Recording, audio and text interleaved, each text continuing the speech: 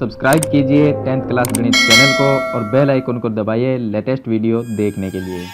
Hello friends, चलिए आज हम इस वीडियो में प्रश्नावली 2.4 का प्रश्न नंबर 3 हल करेंगे। पीछे वाली वीडियो मैंने आपको क्वेश्चन नंबर 2 तक बताए हैं कंप्लीट। अगर वो वीडियो आपने नहीं देखी तो इस वीडियो के डिस्क्रिप्शन में आपको प्लेलिस्ट का लिंक मिल जाएगा, उस पर क्लिक करके आप पीछे वाले जो प्रश्नावली 2.4 के क्वेश्चन है या इसके अलावा चैप्टर नंबर 2 में जो भी एक्सरसाइज है यानी कि 2.3 है 2.2 है उनके क्वेश्चन भी आप देख सकते हैं। तो चलिए हम क्वेश्चन नंबर 3 को हल करते हैं। तो आप वीडियो को लाइक कर दीजिए और चैनल को सब्सक्राइब कर लीजिए ताकि ऐसी वीडियो आगे भी आपको मिलती रहे। तो देखिए यहाँ पर हमें दिया गया है कि यदि बहुपद, ये एक बहुपद दिया गया है, हमें यहाँ पर एक बहुपद दिया गया है,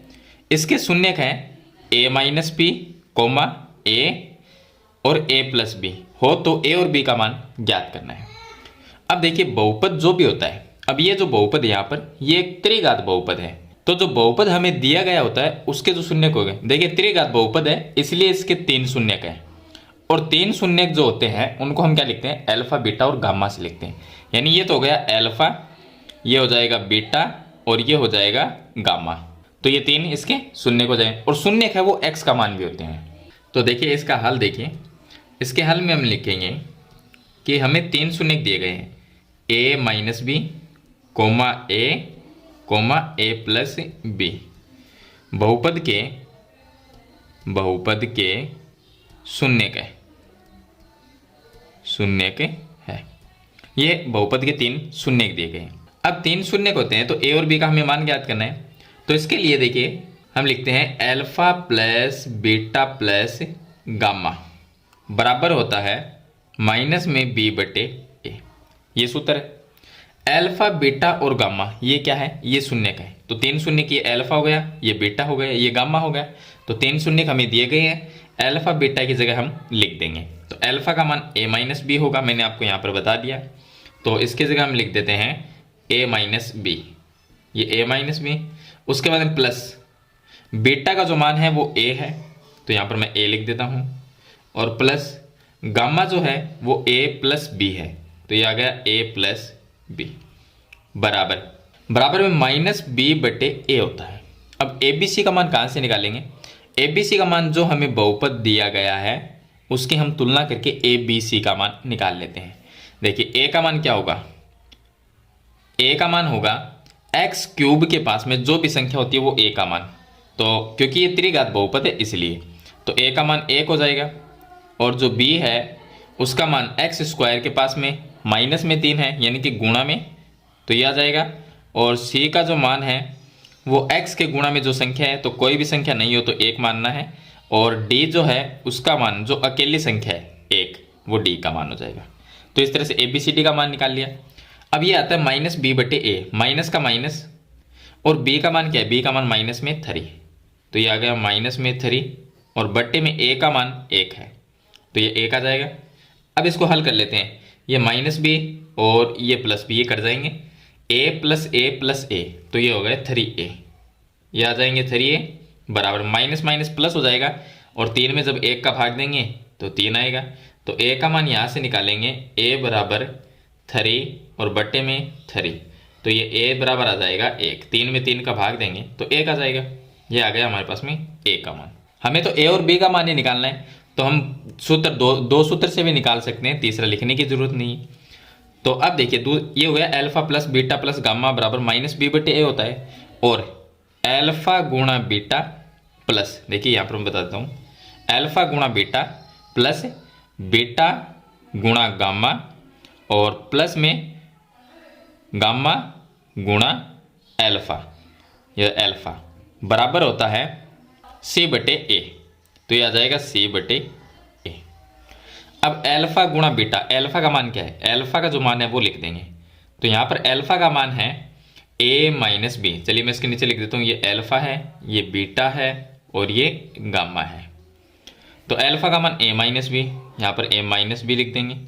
और जो बीटा है उसका मान a है, तो a आ गया, फिर प्लस, फिर यहाँ पर बीटा का मान लिखना है, बीटा का मान a है, और गुणा जो गामा है उसका मान a माइनस बी है, और फिर प्लस आ जाएगा गामा गुणा अल्फा, गामा का मान a प्लस बी और अल्फा का जो मान है वो a माइनस बी, तो इस तरह से आपको लिखना है, क्योंकि ये 3 शून्य का तो अल्फा बीटा और गामा है, उनके मान लिख देंगे। बराबर में सूत्र में c बटे a होता है, c का मान 1 लिखेंगे यहाँ से 1, और बटे में a का मान है वो भी यहाँ से 1 लिख देंगे, तो 1 बटे 1, 1 बटे 1 का मतलब 1 ही होता है। चलिए इसको हल कर लेते हैं। तो a को जब a से आप गुणा करेंगे तो क्या आएगा, a स्क्वायर आएगा, और माइनस b को a से गुणा करेंगे तो माइनस में ab बन जाएगा, फिर प्लस a को a से गुणा करेंगे तो a स्क्वायर आ जाएगा, a को माइनस b से गुणा करेंगे माइनस में ab आ जाएगा, और प्लस यहाँ पर हम गुणा करेंगे तो a प्लस बी और a माइनस बी, यानी एक बार प्लस में है एक बार माइनस में है, तो इसमें वो सर्वस्मिका से हल कर देते हैं। सर्वस्मिका कौन सी, a प्लस बी, और अगर a माइनस बी ऐसा होता है तो हम लिख सकते हैं a square minus B square, ये लिख सकते हैं। तो ये a plus B, a minus B है तो a स्क्वायर माइनस में बी स्क्वायर, ये लिख देते हैं, और बराबर 1 में 1 का भाग देंगे तो 1 आ जाएगा। अब देखिए यहाँ पर जो a का मान 1 है वो लिख देते हैं, a का मान मैं यहाँ पर रखता हूँ तो 1 का स्क्वायर आएगा, 1 का स्क्वायर कितना होगा, 1 होगा, या स्क्वायर लगा देते हैं। यहाँ पर 1 लिखेंगे तो 1 गुणा b आ जाएगा, प्लस 1 यहाँ पर लिखेंगे, इसका स्क्वायर कर देंगे, माइनस a का मान 1 गुणा में b आ जाएगा, और प्लस a का मान 1 का स्क्वायर 1 और माइनस में b स्क्वायर बराबर में 1 आ जाएगा।